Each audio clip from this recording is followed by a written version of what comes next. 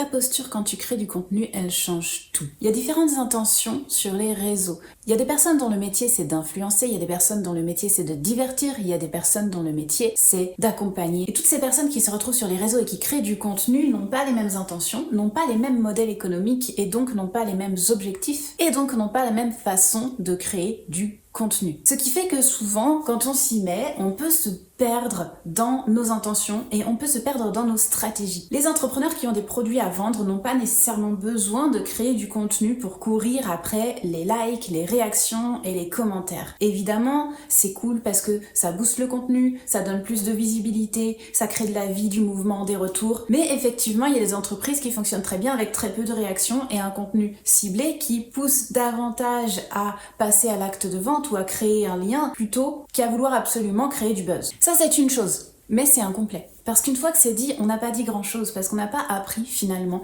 à créer du contenu avec la posture que nous, on veut adopter. Et c'est pas nécessairement la même d'un professionnel à l'autre, même sur le même marché, même sur le même secteur. Ta posture dans tes contenus, en fait, c'est elle qui va permettre de diriger les personnes qui te suivent là où tu as envie de les amener, humainement, psychologiquement, au niveau de leur prise de conscience et au niveau de l'acte d'achat. Et souvent, on a l'impression qu'on doit être hyper démonstratif, hyper exubérant, qu'on doit jouer un rôle, avoir le sens du spectacle. Or, tout ça dépend énormément de qu'est-ce que tu veux créer chez l'autre, de quelle est ton intention et de quelle est l'identité d'entreprise que tu veux incarner. Sauf exception, nous, entrepreneurs, on n'a pas nécessairement besoin de créer du buzz. Par contre, on a ce besoin essentiel d'être à la juste place avec le juste message auprès des personnes qui ont besoin de recevoir cette vibe. La différence, ça va être qu'au lieu de jouer un rôle qui est factice, fabriqué pour créer de la réaction dans une énergie de manque, tu vas effectivement créer un rôle, mais un rôle qui est l'incarnation parfaite de ce que tu veux démontrer, de ce que tu veux vendre et de ce que tu veux diffuser.